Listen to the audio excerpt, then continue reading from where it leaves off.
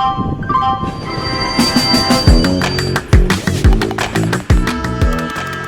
is a podcast by the News Minute, and you are listening to South Central. Hello and welcome to South Central, a T&M show where we put the South at the center. I'm Dhanya, Rajendran, your host. Joining me in the studio are Pooja, Prasanna, our reporting chief. Hi, Pooja. Hello. And Nandini, Chandrasekhar, senior editor. I don't even know what you are anymore. So senior. Is that code for you're so old? No, of course not. Not Nandini. here again.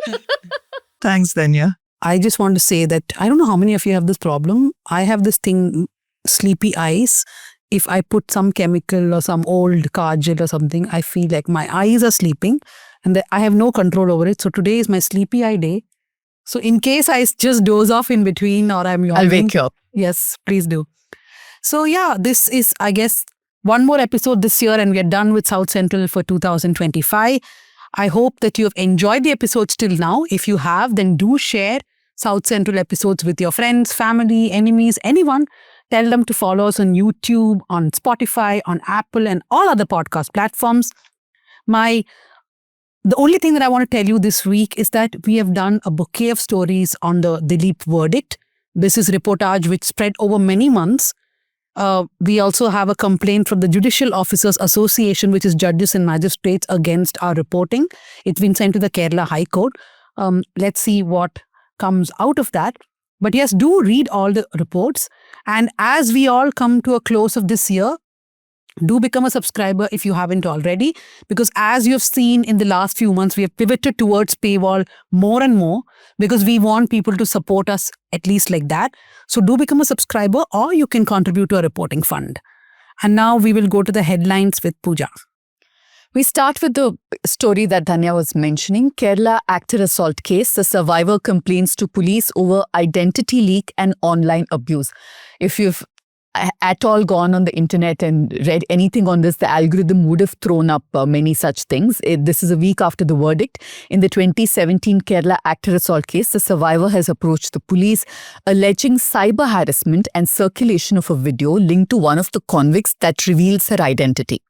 Yeah, so people have been asking us that you guys put out her picture and her name. That is with written permission. The law is very clear that if I use it once, I have to take written permission. If I use it twice, I have to take written permission twice. So we have taken.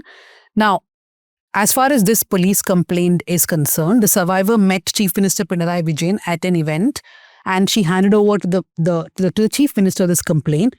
This video of this guy called Martin Anthony, who's accused number 2, he was the driver of the car which the survivor was in. He's the one who swaps position and then allows Manigandan to become the driver. This guy has done an 18-minute atrocious video. I think it must have been done in 2022 because he says that I've just gotten out on bail. So he got bail in 2022 from the Supreme Court. And I think he's using a teleprompter at least the beginning because his eyes go la la la la like that. And to anybody who's been sending me this video saying, did you see this? Is it true? I just want to ask them, boss, do you have iota of a brain like iota? This guy is saying stuff like, the survivor took my phone and she was messaging. Why? Because the case against him is that he was using the phone, communicating to Pulsar Suni and letting him know where the car was because the entire plan was hatched by him and Suni is what the judge herself says. Then he says all sorts of random crap about how Manju Warrior and Liberty Bashir and Lal, Ramya Nambeshan, any enemy of Dilip is behind this entire planning. And I don't know what he's trying. That is a conspiracy the judge ought to believe according to him. Yeah, and he's suggesting that, now how foolish are people to watch this video first thing? Even if it is okay till the first 2 or 3 minutes, okay, where he's like, I'm a poor guy, this one took my phone, they were conspiring, nothing happened to the car. There was no rape inside the car. It was all very happy. After a point of time, he gets back into the car where Suni, the survivor, and he are there. And then they just discuss the entire plot with him. They are like, Suni, now you will go to jail. Then you will write a letter. In that letter, you'll be very friendly to Dilip. You will not threaten him, okay? Then you will call Nadir Shah and Appunni. Nadir Shah is Dilip's best friend for life. And Appunni is a driver. Then they plan the entire conspiracy or whatever for the next 3 years in that car, in front of a strange person who they've hired for the day. And then while going, they also kiss and then they will tell each other, they will tell this guy, do not reveal this to anyone because our gundas will be behind you. Are we sure this was not another bad movie script? I don't know. I'm Sounds just wondering. like it. Yeah, I'm wondering people who are watching this and sharing it thinking, oh, there is some conspiracy. First thing, I'm questioning whether you have an iota of a brain first. Second is, are you really suspecting that a rape or a sexual assault has not happened? This is the greatest travesty that you can do to a woman. No wonder she's given a police complaint. Please give more police complaints. And lawyers have also shared this on Facebook and Twitter and everything. It is not just normal people, even people who understand the consequence of this have been putting this out. But to others, just don't watch. Kerala cops file FIR after the News Minute report reveals illegal sale of theatre CCTV footage. I'm sure you've seen our series, and this is an impact. Megha Mukundan went through hours and hours of terrible footage to put the story together. So very, very proud of the work that our young reporters are doing. But the series is not ended. We are looking at the leakage of CCTV footage. There'll be a link in the description. You can give funding to that series. Next story is about hospital CCTV footage and what's happening with that. Yeah, that's scarier actually. Moving on to Karnataka, hate speech law brought in the interest of state and society. Karnataka Deputy Chief Minister D.K. Shivkumar. He's defended the Karnataka Hate Speech and Hate Crimes Prevention and Control Bill of 2025. And he's on Tuesday said that the law has been brought in the interest of the state and society. My question to Mr. D.K. Shivkumar is, who are you defining as state and society? Because clearly this is a law that can be used as a weapon by whoever is in power. Today it's Congress, tomorrow it can be anybody else. So and the Congress never learns because they know the BJP will come to power and use this against them. Not only against them, they will use it in a much better, much organized, much weaponized way against everybody. Case in point, UAPA. Yeah. No, so there are a lot of people who believe that there has to be a law for hate speech. I'm not saying there are lawyers and legal experts who have said there should be a law for hate speech. But the problem with this law is two things. One, it is defining hate crime and is defining hate speech. Then it puts hate speech under hate crime and makes hate crime punishable. So why have we given two definitions and then putting one inside the other?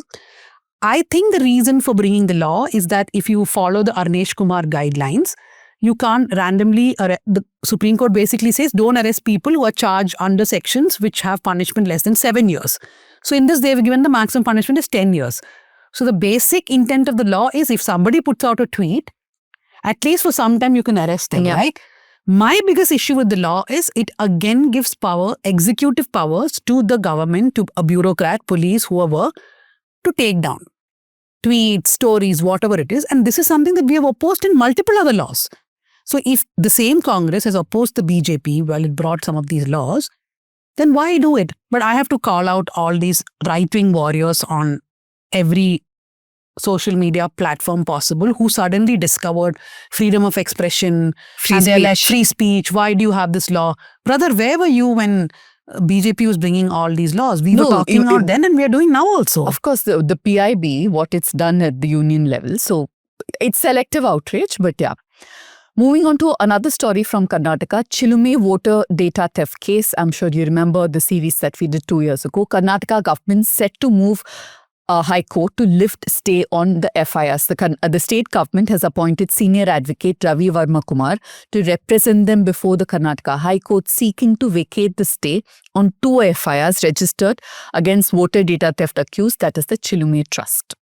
Yes, again, another impact. This was an investigation we did 2 years ago where we found that this 3 years ago. 2021. 23. We're still in 25. One more week you can say 2 years ago. No, we did in 2022 end because election. Correct, was for 20. Pooja. Yeah. Okay, 2022 we did. December. 22. Yeah, so 22 3 December. Years. So 3 years. Yeah, 3 years. And then after we did this investigation and found that this particular private agency was collecting voter data, the Election Commission asked for recalibration of the voter list in 3 constituencies. But my point is not that. There is one element of the story, Bhuvan just put the story in the links, which has not gotten a lot of attention. So this guy who was running Chilume, his name is Ravi Kumar Krishnappa. We went to his village in Nelamangala, which is in the outskirts of Bengaluru. Trust me, people showed us passbooks. In fact, it is there in that story. In their passbooks, you can see some farmer, he would have got 3 lakh rupees on one day. The next day, they would have taken the entire money out and as cash given to Ravi Kumar Krishnappa. Where was this money coming from? It was coming from this union government's vehicle, special purpose vehicle called CSEE governance. So our thing was that there is some money laundering happening, or he is getting some indirect payment, and the CSEE governance is being used. We ourselves saw at least 10 to 15 people who got amounts between 1 lakh to 5 lakhs in their accounts, and this would be withdrawn and given to this man. Nobody investigated that. Neither did the union government investigate it, nor did the Congress. Hopefully they'll take it up this time. Moving on to Telangana, Bondi Beach attack. Telangana DGP says shooter of Indian origin had no prior record. Our colleague, in fact, went to the house of the accused. The family said that they've not been in contact with them because at least for 2-3 years they've cut him off. Yeah, so the sister and the brother stays in Hyderabad, and the mother. They're saying that for some years they've not had any touch. They have come to India 4 or 5, I think 6 times. He left to Australia as a student in 1998, got married to someone there and stayed back. So the father, Sajid Akram, was born in Hyderabad. The son was born in Australia. And is an Australian citizen. Yeah. Telangana speaker set to pronounce orders on disqualification of 5 BRS MLAs. The assembly speaker, Gaddam Prasad Kumar, will pronounce orders on Wednesday. Hopefully by the time we are done shooting, it'll be done. This is on the petitions for disqualification of 5 out of 10 BRS MLAs who allegedly shifted loyalties to the ruling Congress.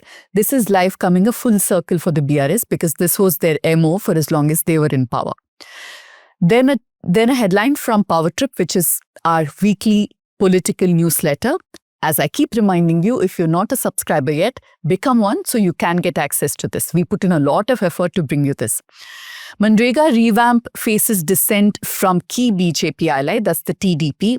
If you might have seen, then there was a lot of also yelling on Republic TV. If you're still watching Republic TV, I don't know why. But if you did watch their primetime shows, Arnab Goswami, the editor-in-chief, was yelling at TDP spokespersons and representatives.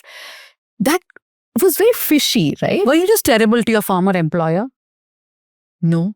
Huh? Were No. you, Pooja? I was just being true to the people. Didn't she say, Nandini, are you still watching Republic TV? Huh?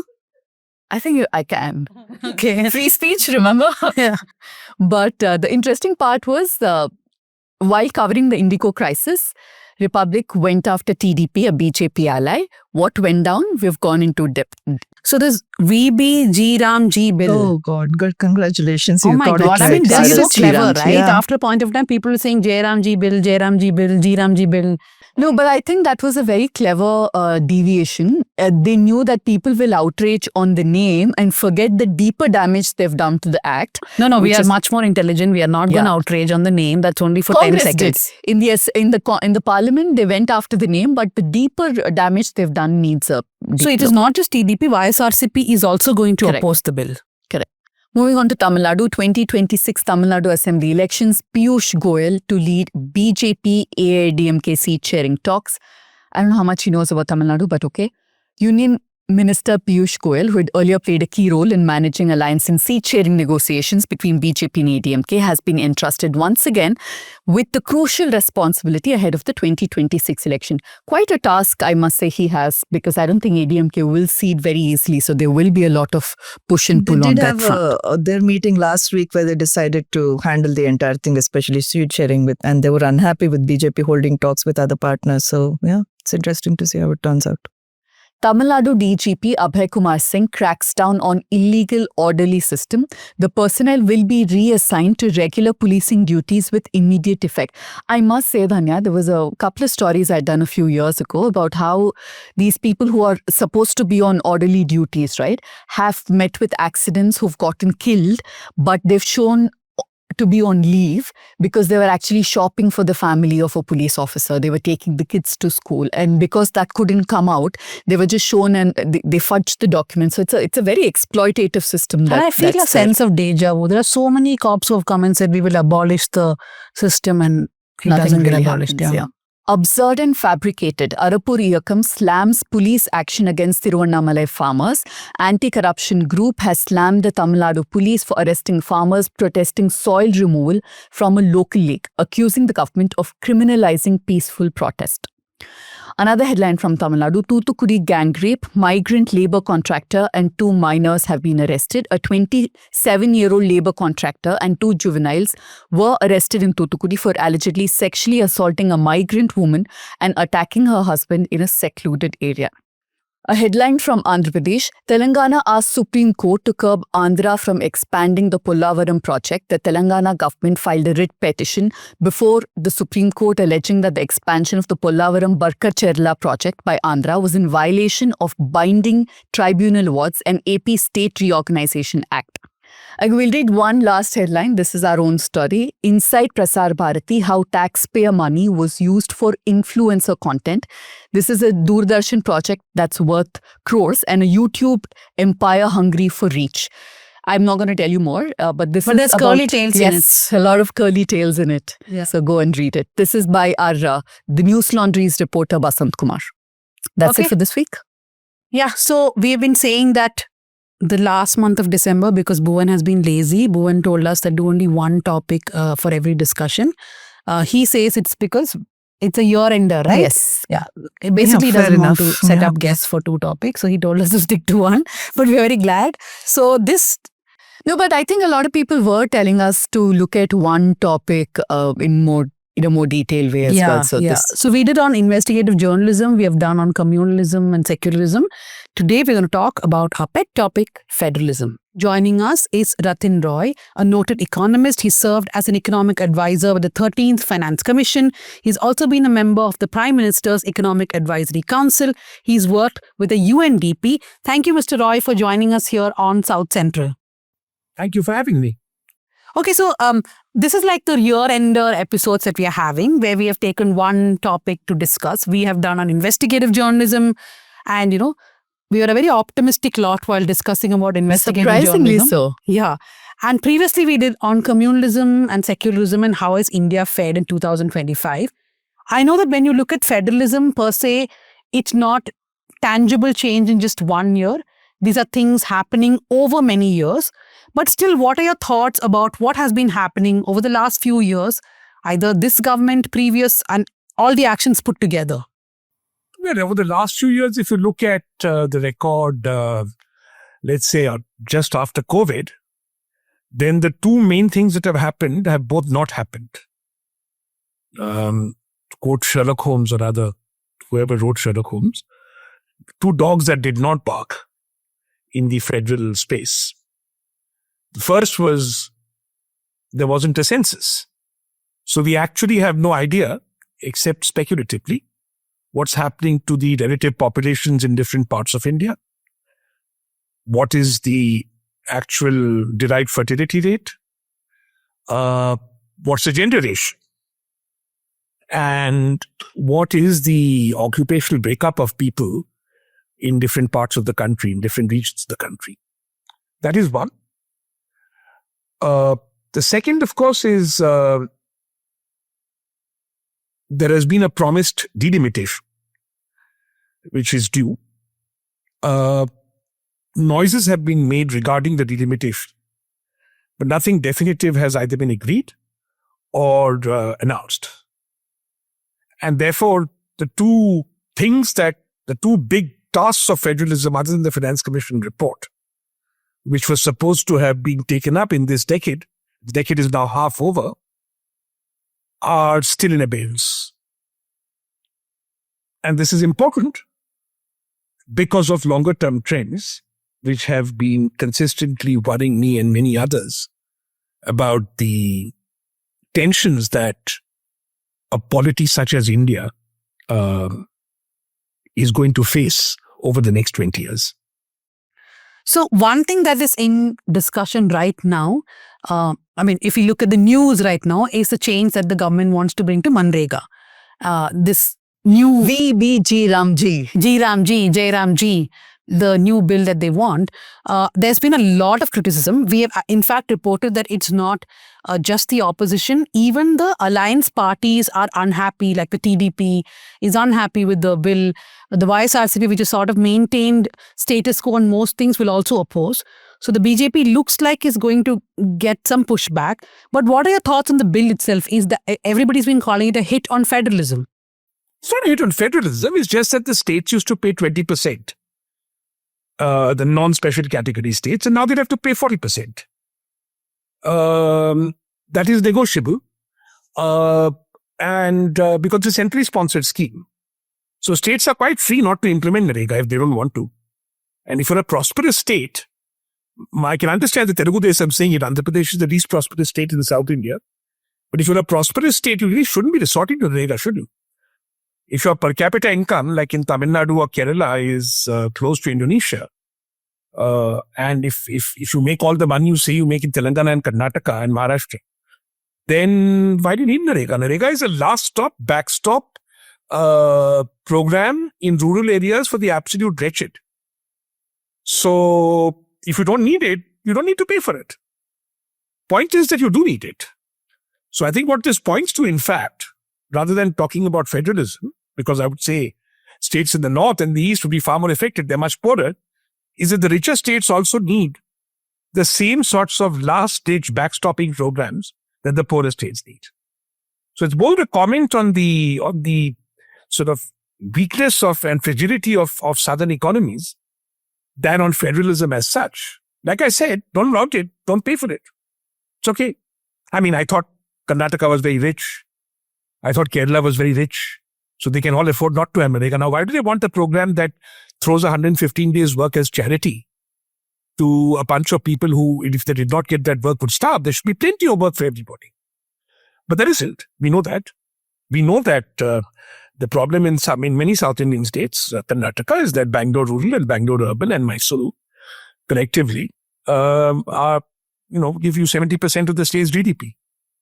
There are parts of Karnataka and parts of where I live in Telangana, which are as poor as UP and Bihar. And therefore people that are desperate for work. And therefore the state governments, need these programs. And all that the central government is saying, well, if you need them, you'll have to pay more for them than you did in the first place. In fact, the program has become slightly more generous. It has increased the number of days for which you can demand NREGA from 100 to 125. Now, what I don't know from the reporting of this program, whatever it is called now, the Employment Guarantee Program is supposed to be demand driven, which means you can allocate a budgetary number for it, but you can't cap it. Now, I'm not clear from the reporting on the matter whether the central government has said that their contribution will not just be 60%, but will also be capped. I'm not sure. I'm not saying that they have said so or not said so. I can't tell from the reporting. It is opaque. Right? If they did that, that would be a serious matter. Because then they would be changing a fundamental sort of cornerstone of Indian policy, which underpin what used to be called NREGA, that it was not supposed to be capped, and it was demand-driven. It is, in fact, the only demand-driven program that we have in this country. And if that has happened, that's a serious matter, but that's not necessarily a federal infraction. And the richer states have an option. They can always uncap it if they want in case it was capped. I don't know if it was capped or not. Second thing they've said, which is, again, nothing to do with federalism, which has to do more with rich people and poor people all over the country, is that in seasons when there is peak demand for agricultural labor, NREGA will not be offered. The only reason they could be doing that is that, NREGA also served as a very effective minimum wage. And in times when there was demand for agricultural labor's bargaining power went up. Because if the private farmer said, we will not pay you X, they could say, no, we have NREGA, and we're going to resist you. So perhaps the current government doesn't want that sort of resistance. They want the wretched to remain wretched. And all these criticisms, therefore, can be applied. That it's no longer demand-driven, perhaps. The fact that it's not going to be applied in peak agricultural season means that the bargaining power of the poor is reduced, perhaps. These arguments can be applied. But I don't see the federal issue here. No, but Section 4.5 of the bill of the new bill says that the central government shall determine the state-wise normative allocation for each financial year based on objective parameters as may be prescribed by the central government. So the criticism is that the union government will basically decide what is the allocation and how it will be prescribed, and then states also end up paying more for what is the allocation decided by the union government. Well, the states are free to challenge the basis of the allocation. The allocation for NREGA is basically done on the basis of the population of dependent or working in agriculture in a state and the estimated demand for the allocation. So it's a zero-sum game between states. Therefore, it's not a federal issue. Unless somebody is alleging, and I've not seen that ruling party states will be preferred, in which case Chandrababu Naidu should have no problem accepting this MNREGA, as opposed to opposition states. I've not seen that being said. They're saying objective criteria. So if people don't trust the fact that the criteria will be objective, they should come out and say so politically. So it's not a federal issue again. The center decides who else will decide? How can the states decide what the criteria will be? Perhaps the NDC could get together and decide. But that's all old hat now. Earlier, perhaps you could consult, using the Planning Commission or Niti Aayog. Niti Aayog is no longer a statutory body. It has only recommendatory powers. The Planning Commission is long gone, so this is not new. And therefore, it has to be the center that will propose and implement criteria. And as long as they are transparent and therefore can be critiqued by individual states, I don't see the problem, because it is a central scheme. And therefore, it is, as long as the center is being reasonable and objective with this criteria, it's okay that they will set forth. And it is up to states, including Chandrababu Naidu, whether ND or otherwise, to oppose the criteria or to speak against them if they feel that they are unfair and not objective. But it would be prejudging the matter unless we actually see what the criteria are.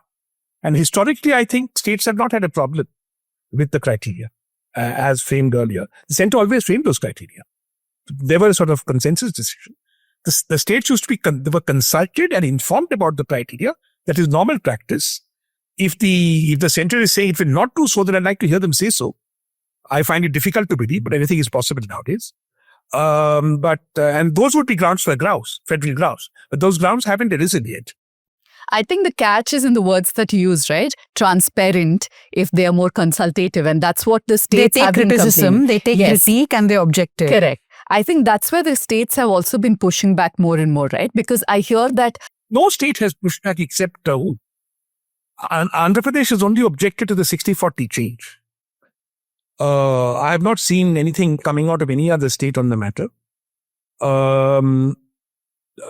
If the criteria are transparent and the word consultation is not mentioned, but there is consultation, then it's exactly what it was like earlier. The center has the last word on the matter. It is a centrally sponsored scheme. So they may consult, but there's no veto power the states ever had on the centrally sponsored scheme. The only veto power they have is not to take it up. Like Tamil Nadu did with the new education policy, with education centrally sponsored scheme, following the fact they said, okay, we don't like your NEP, we're not going to participate in it. That the states are free to do even today. Who's stopping them? But here's the catch, right? When they say we don't want to avail a certain scheme that is tied with a certain amount of money, they want that money to develop education. And if they want money, then they should they'll have to negotiate these matters with the central government. Nothing prevents Tamil Nadu from starting its own MNREGA. In my own state, Maharashtra, we had an MNREGA before MNREGA years ago, right? So you can say, okay, I don't like MNREGA, I'm going to do it with my own money. Up to you. Now you want the money and then you want it on your terms. That's fine, you can, but you have to negotiate your terms then. And that negotiation has not yet happened in this new round.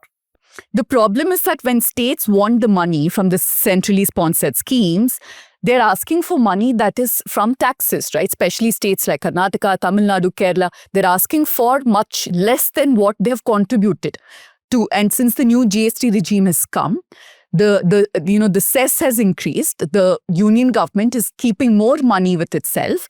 And in the centrally sponsored schemes, they can put any condition they want.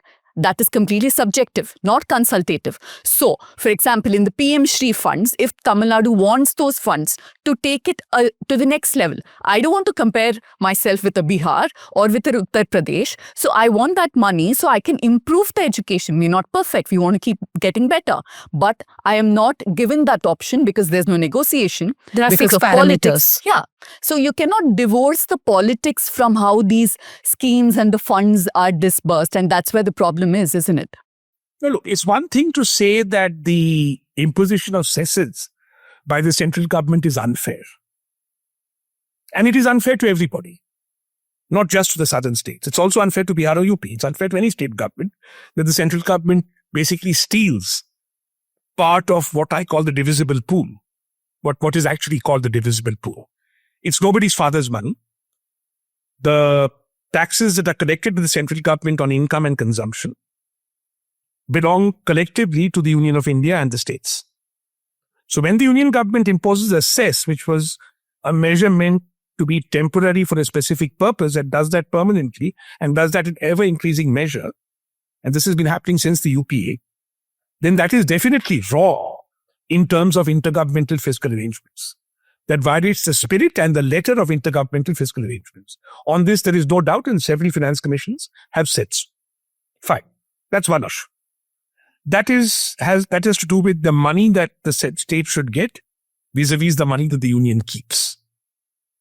But that cannot then be translated to say that, therefore, when the center has any centrally sponsored scheme, and I'll explain why in a minute, that centrally sponsored scheme should involve greater consultation with the states because you've levied a cess. You can't conflate the two. And let me give you an example why. Tomorrow, the central government says, I'm going to abolish all centrally sponsored schemes, and I'll face the electorate on this matter. And I'll spend that entire money on the Indian Army and the railways. They're well within their rights to do that. The centrally sponsored schemes, in fact, are unusual. Now, there's a reason why the center does it, which I understand, that no government is going to, and maybe this government, because they don't really operate on the economy. They win elections in other ways, and I'm not denying that they win elections. They win the popular mandate very effectively in other ways, in many parts of the country, but that's to do with economic prosperity. But if economic prosperity mattered, then very few governments, UPA, NDA, anybody can go out there and tell the people of India that, you know what, I've kept the fiscal deficit low, I've put money in the railways and I manage your defense forces, now please vote for. It doesn't work that way, right? Because electorates respond to what have you done for my health, education, Ladli Behna, cycle diya, So then the central government, I've written about this, over time, gets into the business that is actually the core business of the states, to share political credit. And that is the genesis of the centrally sponsored scheme. Right? Now, as I said, states have empowerment here. They can say, no, I don't want your money. I'll run my own centrally sponsored scheme. If I were the government of, say, Goa or Delhi, I could well do that.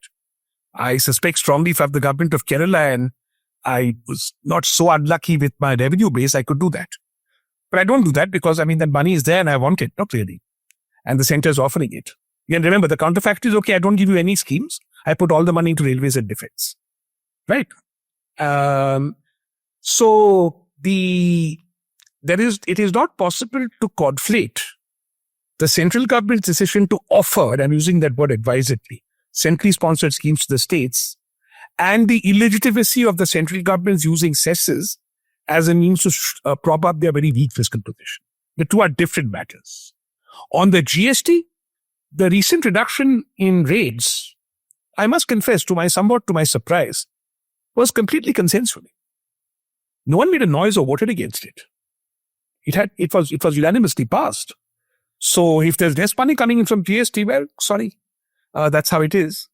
Now, when it comes to share of tax, then it is true that the relatively higher consumption states get relatively less of the center share of the GST. But I'm very amused by this because Tamil Nadu was for years arguing against the GST, arguing that it's a producer state. That was absolute nonsense. From day one, it was nonsense. And I told the then finance secretary that. Because high production states also high consumption states. Okay, if there's one state that doesn't consume as much as you would expect given its level of GSTP, that is Gujarat. But if you leave that aside, high production states are high consumption states. But the genesis of the relatively wealthy states getting less than they would have got from GST were there to be no CGST is actually the Finance Commission devolution formula. Because the CGST is divided, and the IGST too by default, is divided according to the Finance Commission devolution formula.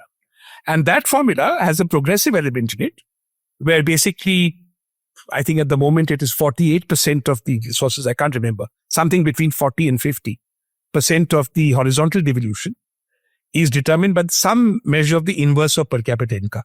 So the poorer you are, the more money you get. That's the formula.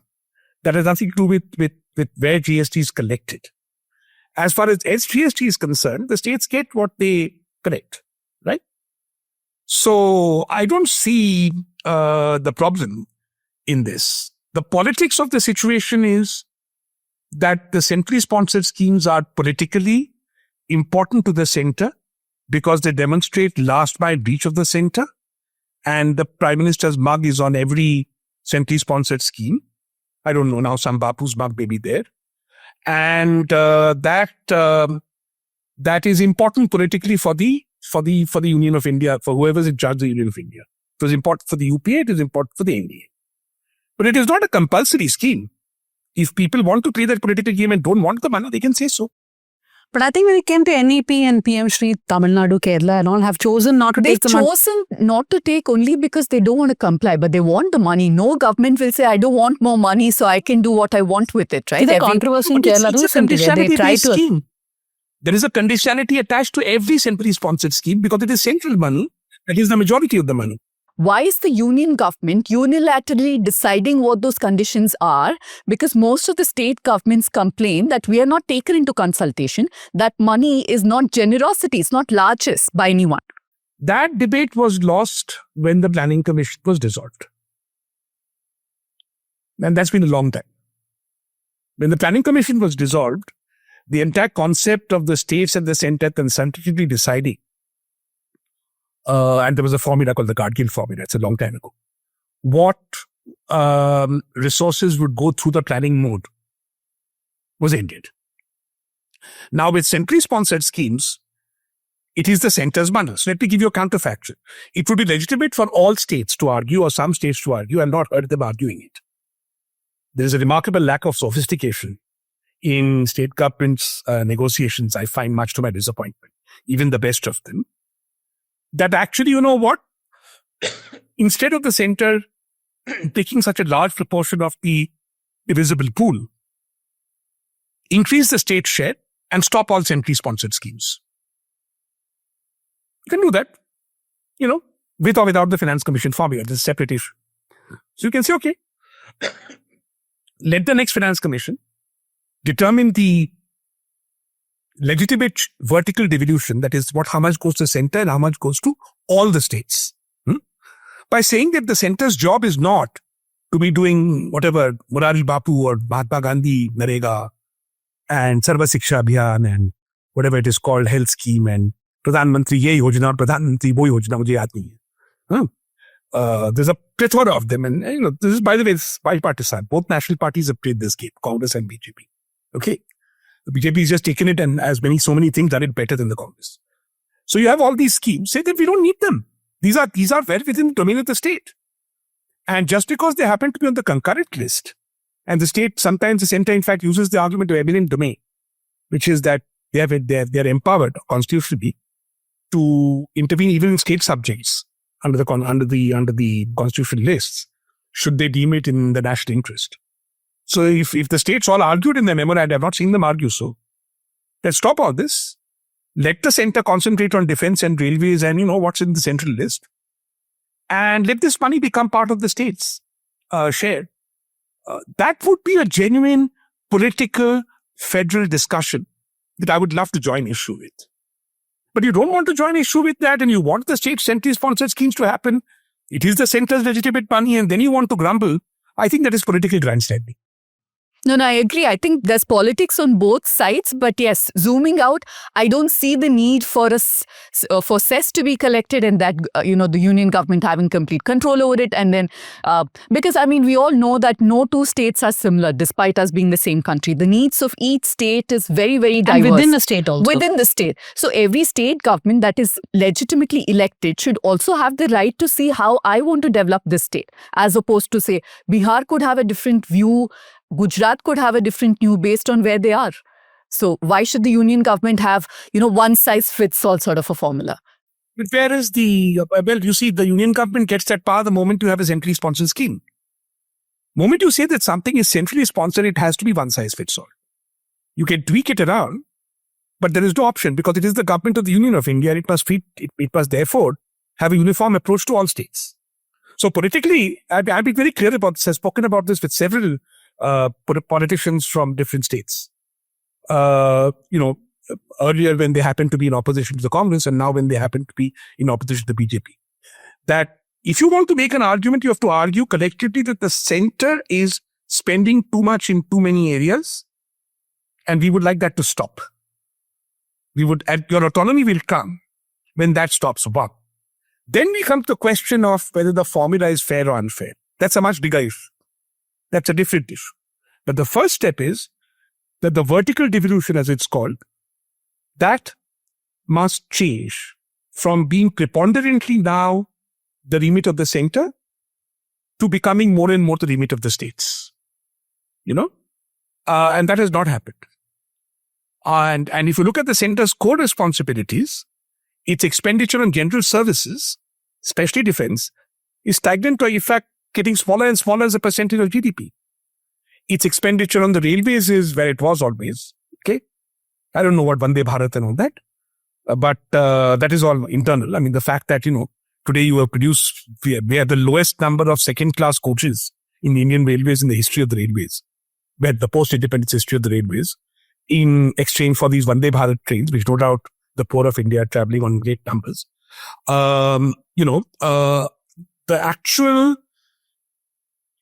tax and actual fiscal resources that the center transfers to the railways are not very high, nor is defense preponderant. So if you discount pensions, in fact, it is very little. Centrally sponsored schemes and central sector schemes are a fairly large chunk of the budget. And I think it would be legitimate to ask why that is so. But that would be something that all states could argue. Okay, that is separate from the horizontal devolution. But if you accept the principle that the center is going to sort of intervene in education, health, roads, highways, housing, social welfare, right, and employment, then I'm afraid the center has every prerogative to set the conditionalities. After all, they do provide the majority of funding. They started with 100. They brought it down to 80. Now they'll bring it down to 60. That's excellent negotiation with the center. Why should they not do that? It's only when states like Tamil Nadu walk away from a centrally sponsored scheme that the center gets frazzled. Now, 9 states did that. Then the center would have no choice but to come back to the negotiating table and renegotiate these matters. But the point is that 9 states are not doing that. Only 1 state is from time to time. Maybe something that they can discuss in the next South Finance Ministers meet, right? They're also very confident this collective effort that he's talking about, it's never going to happen. I would like them to also discuss in the South Finances meeting what they're going to do about the fact that 82% of Telangana's GSDP is produced in 3 districts. And 75% of Karnataka's GSDP is produced in 4 districts. And the district of Ranathapuram in Tamil Nadu has worse human development indicators than half the districts in Uttar Pradesh. There's a little bit of inward looking that needs to be done by the southern states. I've been arguing this for a while and they're not doing it. So all this self-congratulatory business will not work. They continue to be dependent on the center in large measure because their performance in economic terms has been better than Bihar, but highly uneven. Expectations have gone up and they're not able to meet them. Hence, they are still in dependence relationship part 2 with the central government. Perhaps that's where an MNREGA will come into play because people in Raichur in Karnataka or Bidar might still want to avail that scheme. Perhaps not so many But you see, in Bangalore. politically, whenever, like, for example, there's a crisis in the Congress within Karnataka, so the first thing that comes up is development is very Bengaluru-centric or Mysore-centric and you don't pay attention to the other districts, right? I'll quickly go across Nandini, just pull her in because federalism, economy, we discussed a bit. We'll just look at the other dimensions also of this. Yeah, I mean, one of the most commonly spoken about, especially South states that we talk about, what resonates is language, for instance. Pooja spoke about NEP as well. That is one trigger, that's a regular trigger. Interestingly, while we talk about NEP and imposition of Hindi, for instance, while Tamil Nadu has a 2-language policy, Karnataka does have a 3-language policy. So most of us, we did study Hindi. And yet today, it's what was discussed in a political space about, cultural federalism, now in a way has moved on to the streets, if you might, because to just quote a real world example of this is what the friction in Bangalore, for instance, about Hindi. A lot of us do speak Hindi. I mean, we do learn it in schools, but there is now a reluctance, and everything is directly. It is now every time an incident occurs, maybe of a road rage or somebody speaks in Hindi, it turns into that. And I've heard even in Maharashtra, in Mumbai, recently I was hearing that there is slowly a demand. A couple of my friends got attacked for not speaking Marathi. I mean, unheard of in Mumbai. I don't know if it's an effect of that, if it's that's a migration issue that they're facing with, but it is a trigger. And now, we laugh about it, right? I still haven't been able to pronounce this acronym they have. And it is an acronym. It's not an abbreviation. They mean it as an acronym. They want that. All these tongue twisters we have with Hindi. What is the BNSS? Viksit Bharat, VB. No, the BNS. Bharatiya Nyaya Samhita. There is also the Indian Evidence Act, which is, don't even ask me. No, that's the problem, right? There are two components. One is the emotional part of it, saying that, in my state, my language, that is something we can argue about, whether it's Dhanya, I think. Bharatiya Sakshya Adhiniyam. So it's all with a touch of Sanskrit, by the way. Huh? Many of these words has a... It makes perfect sense in Telugu, by the way. It's a word-for-word translation into Telugu. All those three words exist in Telugu. So this is a bit overblown. No, I think it exists. I think it exists in all languages. Sakshya, Adhiniyam. Adhiniyam, I don't know if it's in Malayalam, but yeah. No, No, but there is a practical problem also, right? In terms of linguistic, federalism. If I go to a union bank, a centralized bank, all the forms are in English and Hindi. If my grandfather wants to go, he's not comfortable with either of those languages. He will have to learn an extra language. Why can't the forms be available in Kannada, right? Why can't announcements be made on airlines from Bangalore to Chennai? But are we blaming all this on policies? No, I'm not blaming it. These are policies. It is filtering or whatever. Coming down. Karnataka is very interesting in this. I'm blessed with, by the way, Telangana Telugu and Andhra Telugu are so different that it would be very difficult to make an announcement which people from Andhra Pradesh understood, on a Hyderabad-Delhi flight. But in Karnataka, why would I only do Kannada? What about Tulu? What about Bihari? What about Konkani? So they should have, all these languages should be used in bank forms. And Tamil from Kongu Nadu should be used. Why should only Tamil from Madras be used? So this we can go on doing. Maharashtra, I've always told my friends this, that the Marathi that we speak in Mumbai and in Pune and Konkan, that Konkanist Marathi is very different from what is spoken in Marathwada, which has a lot of Persian in it. So we are on shaky terrain here but in principle, I think nowadays, especially with technology, it is not an impossible fact. It's all we are worrying about is convenience of citizens to have as many languages as you want, out there. I mean, all I need, when I go to South Korea, there's a translation app in the cab. It can do like 30 languages for me. So I can do that. It's not a problem. No, but it's also telling somebody you're a second-class citizen in your own country. What we are discussing is that there is a lot of trickling anger on whether it's policy at the central level or whatever, which goes into everyday problems, right? Like there was one time when we were only reporting about auto drivers and somebody else fighting in the auto because they're not talking in Hindi. And everything is projected as there is a Hindi imposition on us. Now even the most innocuous exchange gets amplified as a tension. And Nandini, we've not had any of this in the past 4 months. Touch wood. Yeah, do not do it. I'm sorry, I saw a video just 4 days ago. Again, a Bangalore issue. It's again auto exchange between the driver and the passenger. Is Narayan Murthy from Karnataka? Yes, he is.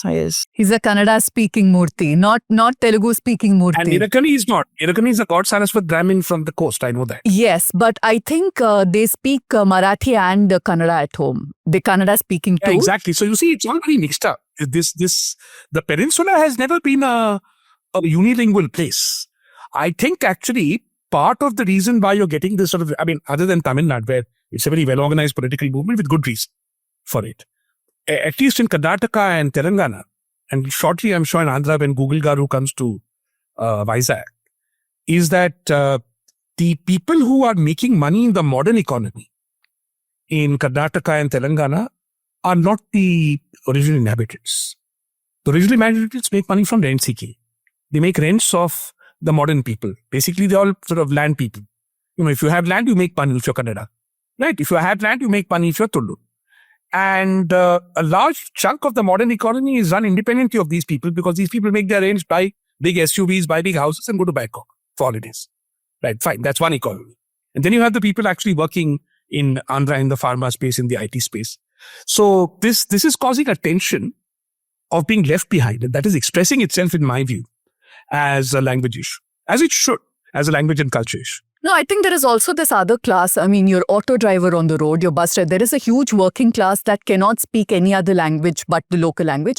But they usually buy or trilingual. For example, the construction laborers in Bangalore, say about 20-25 years ago, were mostly from Tamil Nadu. But they managed to pick up Kannada and speak it quite efficiently. Now, the ones that are coming in from, say, Jharkhand or Bihar are not being able to. And that's where friction comes in. Their Mestri is a Kannadiga, but he's having to learn Hindi to speak to them. Of course, we can talk about exploitation on why they're being brought in from Jharkhand and Bihar. That's a different conversation. But I'm saying only on the linguistic aspect of it, there is some reluctance or inability, I'd say, to learn the local language, which is what is causing this from the working class too, I feel. And the policy solution to that is very simple in Karnataka.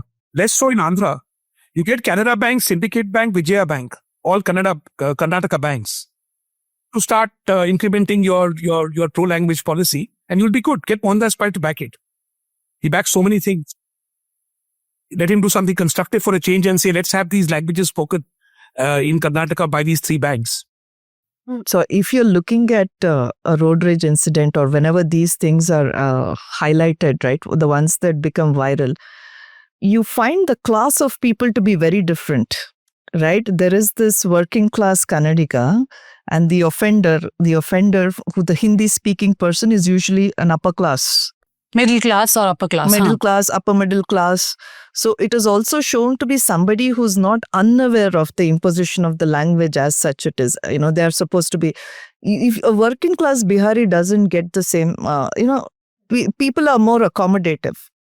But it's not so in that case. So that's also interesting to show. But Dhanya, I think the Congress's track record on this hasn't been great either. Yes, the BJP, I think BJP always takes what the Congress has done, the mistakes to another level. On steroids. On steroids, like I said. But Congress this time is outdoing BJP again with the hate speech. There have been several bills in Karnataka which we've been criticizing. Who has been in power, who has formed the union government, has had a track record of both. One is this linguistic federalism. But if we can also zoom out and look at how Congress has not fared well on issues of federalism, right? Congress had the track record of, I think, 130 to 140 times of imposing president's rule. Of course, BJP does it through the back door. I must say, Operation Kamala, this, that, and using governors as much as they can to destabilize a legitimately elected government, not allowing them to function. But that too has to be taken into account. Today, Congress is talking about federalism because they are in power in states, not at the center. So the fact that India was never imagined to be a perfect federal state is also a problem, right? At that time, it made sense because it was a quasi-federal structure, because you needed a heavy center or there could be secessionist sentiments.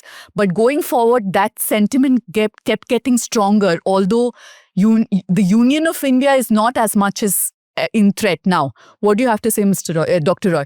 Do you think that it's just exploiting a weak system by whichever party? It's an interesting question you ask, because when I was in the 13th Finance Commission, I used to write speeches for the chairperson. That was one of my jobs. And they used to come to states. We were going to Kerala, and I think because Kerala has such a bad fiscal record, I had written a sentence saying that the Union government, the Union of India, cannot be expected to subsidize any of its constituents. And the Indian Federation, cannot be expected to subsidize any of its constituents. So those things would go to the Law Ministry for vetting. Law Ministry came back and said, India is not a federation. I said, what? It's actually not. And then I looked at it and he's right. I mean, they're absolutely right. India is a union. And it's a very interesting union. I've not seen any other in my history. It's not like the US or, Germany or anything. The states had not associated to form Union of India. The union was created and then the states were formed. the states are administratively formed and can be dismissed at the stroke of a pen and reorganized, even converted, as we know, into union territories overnight. Right? But once they are created, they have constitutional presence and powers. But then they can be destroyed and other states can be created with constitutional presence and powers.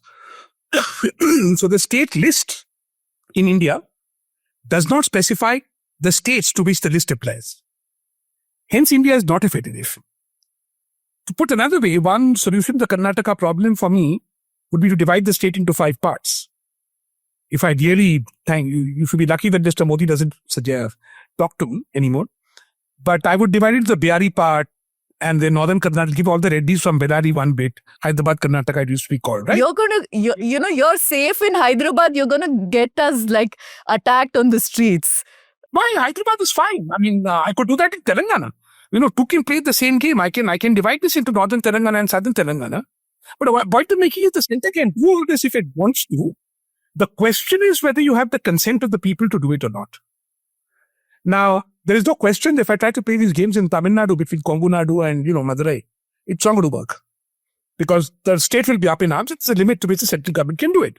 On the other hand, as you saw in Andhra Pradesh, there was a genuine demand in the United Andhra Pradesh for the state to be divided. Now, in Maharashtra, I think in the case of Maharashtra, it's touch and go, frankly, at this time. So, these so-called state loyalties are constructed. They're not linguistic. Karnataka is a standing example of that. Karnataka is not a linguistic unity. By no means. And I'm told I don't speak Tamil, that the Tamil spoken in Tamil Nadu, between northern Tamil Nadu and southern Tamil Nadu, is quite similar to Shanghainese and Mandarin. In China, if I go to Shanghai, I don't understand the Mandarin they speak.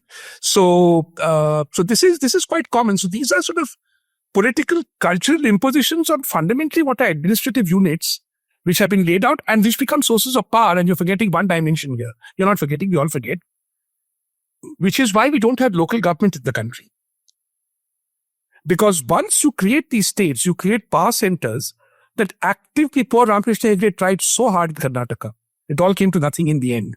Because he was fighting something very terrible. He was fighting the organization of elite oligarchies into unities, which would not allow whatever happened for local government at the end of the day. So local government continues to be relevant.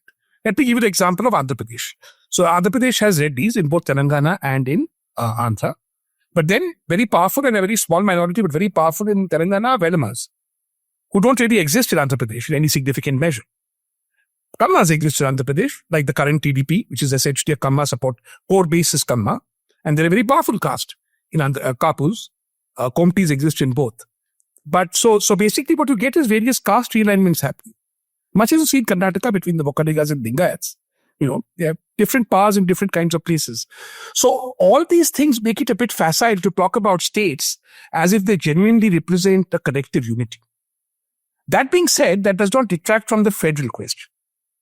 And it does not detract from the larger question which I have been raising, that one of the fault lines that exists at the moment in federation, very simply, is that the peninsula, I'll exclude my own state for a minute, I'm never sure quite what they are. I'll exclude Maharashtra. But the peninsula states, the 5 peninsula states, are 5 times as prosperous as what I call the Great Indian Plain, to get away from the states talk. The Great Indian Plain is the dust belt that starts in Punjab and ends in West Bengal. Okay. That part is about 40 to 50% less prosperous than the peninsula. But the peninsula is basically, about 1/3 in terms of population. Let me put this very starkly for your listeners and viewers. If you look at Arvind Subramaniam and Divesh Kapoor in their latest book, bring out one very interesting statistic, that the 5 states of peninsular India grew as fast as China in the last 30 years. So India's falling behind China is entirely because of the low growth of the Great Indian Plain. Just imagine, the 5 southern Indian states grew as fast as China. Now you have this fault line because political power is there in the Great Indian Plain, and that fault line is erupting in the way people are voting also. And the economic power is here in the peninsula. That is the real sort of, if you like, sub-Indian fault line that we will have to contend with. And I really hope, looking ahead, since you're discussing 2025, the Finance Commission has submitted its report in 2025. That report, I'm predicting to you, will be released to Parliament one day before the budget or on the day of the budget. Everybody will forget about that report and they'll talk about the budget. It's an old trick we have been playing since the 14th Finance Commission. Okay, 14th Finance Commission has happened, 15th Finance Commission has happened, and they will try and get away with it by doing this. And all your great South Indian MPs are going to fall for this trick. I'm giving you this prediction now. We will start talking about, 1.5% change in income tax, 2.5% change in long-term capital gains tax. There will be no debate with the Finance Commission. And that debate will then happen outside the Delhi Sultanate, which is what I call Delhi. It will happen outside the capital. And therefore, the forum where this debate ought to happen will again be bypassed. I think that is the real imminent federal danger. Because if that happens, then there is nothing in terms of any bargaining to happen between that and the next delimitation. That calendar is set. There will be a census by 2027. On the basis of that, we will have delimitation. So the economic side of the bargain will be sealed by this Finance Commission. I'm not expecting a radical report. But if the report is not radical as business as usual, then I'm afraid, the prosperous states of peninsular India will have lost a very great opportunity to keep the balance even. So we started the discussion with Dr. Roy saying that there are two things which didn't happen, which is the delimitation and the census. Delimitation is, of course, and you're also saying that the fault lines are that there is a peninsular India and the Great Plain. We are expecting that next year when the delimitation does get announced, that there and is... the census. Yeah, and the census, yeah. So delimitation comes after the census, yeah. But I'm saying census will make things more difficult for the peninsular India because it will once again quantify exactly how much of a disadvantage we are at in terms of numerical. And the fact that we haven't elected BJP as many times as the other states have, we lose all our bargaining power. So, yeah. Yeah, you don't have to go that far back. If you take the projections from the 2011 population that were published in 2022, I've looked at that data. I can tell you this, that the new parliament, if it does reflect accurately the adult voting population of the country, and that is a legitimate demand, unless you want to argue that we should not have universal adult franchise, you have no choice if you're going to be one country, except to have, what we have had since 71 is a bit of a farce, right? Where UP, Bihar and the Great Indian Plain is underrepresented and South India is overrepresented. We have to be honest about this. Politically, this is not right. If you make things right, then, and I've said this to every chief minister in the peninsula, including my own in Maharashtra, UP plus Bihar plus any one state in the Great Indian Plain, even Odisha, will form a permanent majority in the Parliament of India. You will not need the consent of any state except UP plus Bihar plus any one other state. Even UP plus Bihar plus Jharkhand will be enough. That we already know from 2022. I'm assuming things have not gotten much better between 2022 and 2027. So it will be even worse. And that is why it is very important for this ball to be picked up by the peninsular states when the Finance Commission report comes out, to argue that it is not merited not to have a discussion about delimitation without simultaneously discussing the horizontal devolution of resources between the states and the vertical devolution. It is very important for the peninsula to bring these things together. But are you saying that there's not a formula which can be worked out for delimitation itself? Because people have been asking for lots of different formulas, right? Like how to do delimitation in different ways. Are you saying that the delimitation will happen no matter what, but we'll have to just look at how the finances are distributed? It ought to, right? It ought to happen no matter what. Every adult male in this human in this country should have one vote. If you agree with that principle, it's very difficult to see what else we could do with delimitation except fool around with it, like we have been doing since 1971, where we have sort of frozen the population of India when I was 4 years old. Okay, so that's ridiculous. I mean, beyond the point, we'll have to come up with a solution. So the solution is going to have to be that, yes, you have one person, one vote, but there will have to be certain accommodations made regarding this. And I've written about this. I mean, one way to do it is look at the three possible solutions to it. And there are only three solutions. One is that North India's growth converges to the growth of the peninsula. And if you can say that this is going to happen over the next 20 years and we come up with a plan, then we can have staggered delimitation, where the vote share of the North increases, but their prosperity also increases, and therefore less of the heavy lifting is done by the South. The second is the population of the North just moves to the South, and your entire discussion on language tells me that's not going to happen. It's another reason, caste. That Tamilians, that Biharis become Tamilians. My father's family moved to Maharashtra, 108, 112. I'm Maharashtra. I think like a Maharashtra. That's only because my father's family was Brahmin. So interoperability between Brahmins and Dhanyas is much higher than between Yadavs in Andhra, and they don't marry each other and that sort of thing, right? So there are those issues, and there are rigidities in our society which prevent the logical solution, which is the population just shifts where the money is. And the third is that the South prospers 10 times more than it has now. That's not going to happen because the South remains caught in a low productivity trap. But if we can pick up these three solutions and have a discussion on them, then it is possible to have a bargain on federalism. Otherwise, the bargain will be a very attritive one. And I'm not quite sure how it will pan out. It is complicated by the fact that the ruling party is actually the ruling party of the Great Indian Plain. It is not the ruling party of the peninsula. So yeah, there's a third option. The ruling party wins every state in the peninsula. And then khel khatam. The matter ends. But so I'm just, as an analyst, pointing out to the various options that we have. But none of these options seems to be likely to obtain. I don't see the DMK disappearing tomorrow. I don't see the Congress in the South disappearing tomorrow. I certainly don't see the BJP, whatever they might win in one city of Thiruvananthapuram,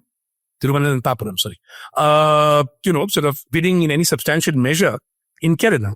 So that option is also not on the table. You have one nation, one party, one vote, one Bapu, one prime minister. That's okay then, no? Then we become unitary for all practical purposes. But I don't see that happening. And partly it is linked to prosperity, that the prosperity of the South is so much higher than the prosperity of the North. So therefore, we are going to go through a very troublesome intermediate phase. And it is very important here, I think, for the peninsula to be able to argue rationally about postponing delimitation, but also giving a value proposition which has to involve convergence of the Great Indian Plain with South India. There is no other option. That without that convergence, we are going to be in a very tough situation, because I've done this research. There are only two countries in the 20th century where the majority of the population lived in one part and the minority lived in another. Both those countries don't exist anymore. One was the former USSR and the other is the former Yugoslavia. America is not like this. All the rich people live in New York and California, and all the poor Trump fellas in South Dakota or wherever. Look at Europe. All the little countries, Portugal and Greece are the backward ones, right? Nothing happens there. Nothing happens in Greece. Nothing happens. But all the serious people live in UK, France, Germany, Italy. Ditto for Japan, ditto for Indonesia. So India is in a very unique position if you look at it globally also. And this is something that I think politically we have to be responsible enough to recognize and navigate our way. And therefore, we have to do some deals. One of the deals we have to do is that the South has to have a strategy for investment in the North. That is very, very important. The North needs jobs. The South needs well-paid jobs. The two are not sort of a zero-sum game. So if you're able to produce high productivity, well-paying jobs in South India and are able to invest in the North to produce just jobs in North India, jobs like Tamil Nadu used to be in 1990 or Karnataka used to be, then they are going to be in business. But that kind of national and regional conversation needs to happen urgently. And it's not happening. There's too much of zero-sum gaming going. I have one quick question. I want to pick on something you said. One of the options you gave was that North becomes more prosperous. And that's where I think we're stuck, right? Because every time they say that, okay, a poorer state, less developed states needs more central funds. But that's just not happening. The needle is just not moving. But he's also giving a solution that South has to think of how to develop the North also. So yeah, apart from investing in the North, how else will the North get more prosperous? Well, you have to, there are many things you can do. Let me put it this way. One is you can invest in the North. And there's a problem there. I've been to Tirupur, I've done my research on also to Gujarat. Why are we importing 300 rupee shirts from Bangladesh and Vietnam when Tirupur is making 3,000 rupee shirts this far for me? Why are we unable to make those shirts? They're not being made anywhere in India. That demand is all in the North. Now the shop floor in Tirupur has enough qualified skilled workers from the North. right? The margins are lower in the north. I'm not suggesting that, Mr. Tirupur entrepreneur go and sit in Bihar. But he can finance his person to the shop floor to go there. Why is that investment not happening? I'm not suggesting any subsidy. There's money to be made there, right? You're going to substitute for imports from Bangladesh and Vietnam by getting people from Bihar and UP too. Now, if there is a governance issue or something like that, instead of muttering about it from the sidelines, let's bring it out in the open and say that Bihar is badly governed and I need X, Y, Z, A, B, C for Bihar for southern investment to come to the north. You can do that. But you're not doing that. You're sort of muttering sub-first under the table in this sort of passive-aggressive way. And that actual investment that is urgently needed is not happening. We have to be able to invest there. Second problem. What are they using? I've said this to many, many political leaders in the South. Tell me, it's a rhetorical question, not so rhetorical. You guys are in Bangalore, right? Yes. Sorry. What is the price of a cup of tea in Bengaluru? You get it for about 10-15 rupees now. Starts. Also with 40 rupees? Yes. Also 40 rupees? Yeah. Also of 300 rupees. Bengaluru is a very rich city, very rich city. Why is a cup of tea available for only 10 rupees in Bengaluru, which is the same price as in Bihar? Because the guy who's running that Bengaluru tea shop is not from Karnataka. So like Hyderabad, like Chennai, like Kerala, a number of these informal sector businesses rely on North Indian labor from the Great Indian Plain. What does that mean? That means that South Indian productivity is not being enhanced by this labor supply. It is being used to perpetuate cheap goods and feudal lifestyles for southern elites. This is something we've got to recognize. Are you suggesting North Indian who runs a tea shop here should charge more from South Indian so that... No, I'm saying that the North Indian is able to charge less because you had that labor coming. Imagine a situation where they did not come there. All your tea would be for 40 rupees. Your per capita income is the same as Indonesia. Nobody sells tea for 10 rupees in Indonesia. I have 9 maids sitting in my average house in Jubilee Hills cleaning somebody's house in some 19th century weirdo way. Some people upstairs are reconstructing their house because that's what you do when you have black money. So what are they doing? Look at those. If you look at those You're clearly not workers, the Resident they look Welfare like something out of Association some ancient president. Satyajit Ray movie. They're carrying that dusty and they're carrying things on their head. I talked to them, where are they from? They're from Chhattisgarh. Obviously, they're from Chhattisgarh. So what the South is doing is they're taking all this migrant labor and misusing them. They're not using them to improve productivity or improve cost effectiveness. They're using them to perpetuate feudal lifestyles and to retail practices of production such as construction, which do not belong in a high-income country. So the second thing the South needs to do, and this would require internal revolution, is to start behaving like a middle-income country. To start building things like a middle-income country does. To start producing things like a middle-income country does. I want to see the sales of Dyson triple in South India in the next 3 years. Then I'll know we are on the right track. Because we should not be wasting our time, mopping floors with like jhadoos and things like that. South India is like $4,000 per capita, man. I mean, get with it. But we don't. So we want to be rich, but then we want to be feudal, and then we want to sit here and use North Indian labor to provide 10 rupees tea.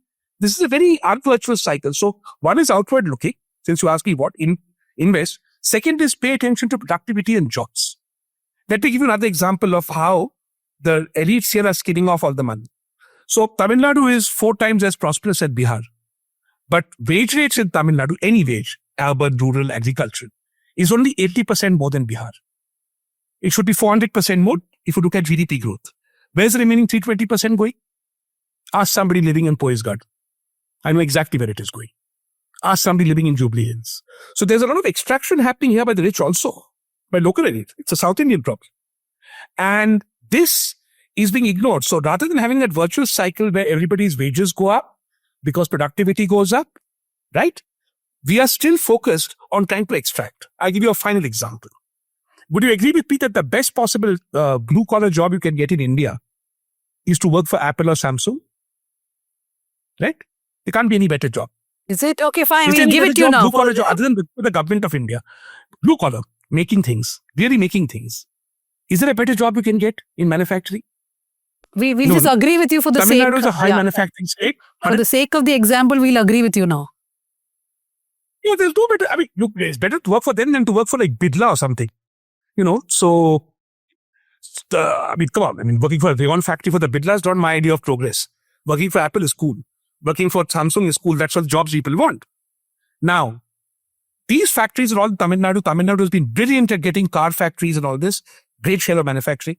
What is the wage of a median worker with 5 years experience in Samsung and a high experienced worker in Apple? 55,000 rupees a month. I argue that's too low. You know why? Somebody with a respectable median job in a high-end blue-collar aspirational job in a blue-collar factory like Apple or Samsung should be getting paid at least enough to pay income tax. Otherwise, where's your prosperity? Where is that distribution of prosperity? 55,000 is just over half the minimum amount required to pay income tax, which is 1 lakh rupees a month. Right? Most people, also you take your techies in Bangalore and all that.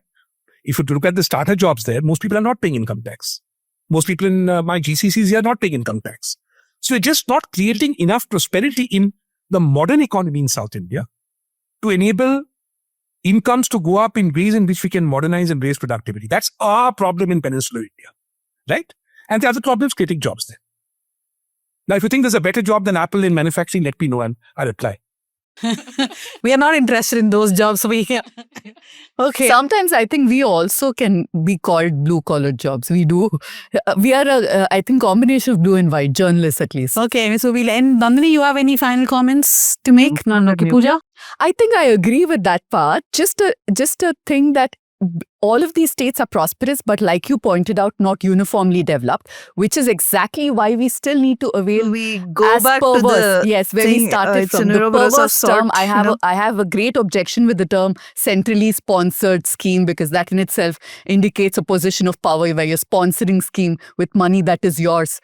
So states like Karnataka, Tamil Nadu still need that money, which is why we need to renegotiate whether we need it at all. And also, since you're here with us on the panel, talk about tax devolution more aggressively, because it just doesn't make sense. It's very unfair to all states. I would say that is the only thing you need to talk about. I think it is in the interest of the peninsula and all states that the vertical devolution be aggressively contested. The centre is doing far too much outside its own remit with money that legitimately should go to the states, and then we can decide how the states get it. That's a different matter.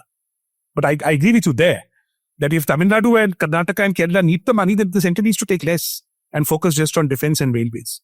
That's a legitimate argument, a completely.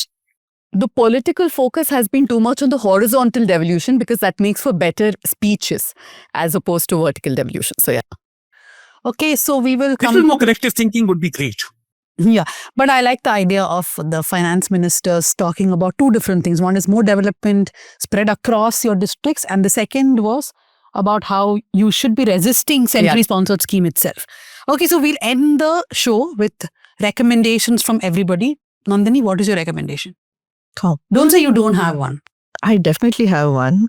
This is something that came out a few months ago. In fact, it came out in January, but it resonated. This particular reporter won an award for the story. This is a report from Scroll, written by Nolina Minj, I think. It's about the murky, unregulated world of psychological counseling in India. Nolina is superb. I mean, all her byline stories are to be read. This is really hits the dot with her coverage, and it's a very, very important aspect, because as we're speaking, more and more people are becoming aware of mental health and seeking therapy and counseling. So this is a great, reality check about what's out there. So I really recommend that people read it. It's an amazing story. So I started watching Arghya Sengupta's interview with Karan Thapar from a couple of years ago. This is when he'd written a book, and it was so thought-provoking. It was a very combative interview. I've just ordered the book. This is because he wrote a book he was being interviewed. It's called The Colonial Constitution. I've just ordered. I haven't gotten it yet, but I think even if you don't agree, he basically says that the constitution is colonial in nature. So I thought it's a very thought-provoking place to start looking at constitution itself, yeah. Dr. Rai, what is a recommendation, or what are your recommendations? You know what? I don't really have one. No, I don't have one. I have lovely recommendations to do with United States. But I think India is a country that is not amenable to book writing, because I haven't written one myself. You end up looking pretty stupid in 5 years. For example, I agree with Arghya. I'm very fond of him, a lot of time for it. The constitution is colonial. So what do we do instead? How about a Hindutva constitution? I rest my case about books. Okay. And it takes a separate course to understand. I know what language it will be. Okay, I have 2-3 recommendations. One is this Jail Silliman's article in Scroll, Bondi and Beyond, Lessons from Kochi in a Fractured World. So he takes Kochi where you have Jewish settlements, but there are no Jews there as such, but you have these Fort Kochi and these settlements, right? So he looks about how when anti-Semitism is on the rise, you can criticize Israel, but you can also criticize what happened in the Bondi Beach and how Kochi is a good example. Sukanya Shanta's series on The Wire, which looks at how the NIA has been functioning, where they force people to give confession saying they've done something wrong, and that is how the NIA is getting convictions. So that's the good series to read. And do read our story, which is the interview of the man who has gotten convicted for rape, Palsa Suni. Nidhi read this interview. It took almost 12-13 months to actually sit across the table to a rapist and ask him why did he do, and why did he do it, what was the provocation, what is the money he got, etc. So please do read that story. That's 3 recommendations. So thank you, Dr. Roy, for joining us. Thank you to my producer Bhuvan. Ajay is not here today. To Sukanya, who listens in, to Yana and everyone else. Do keep listening to South Central.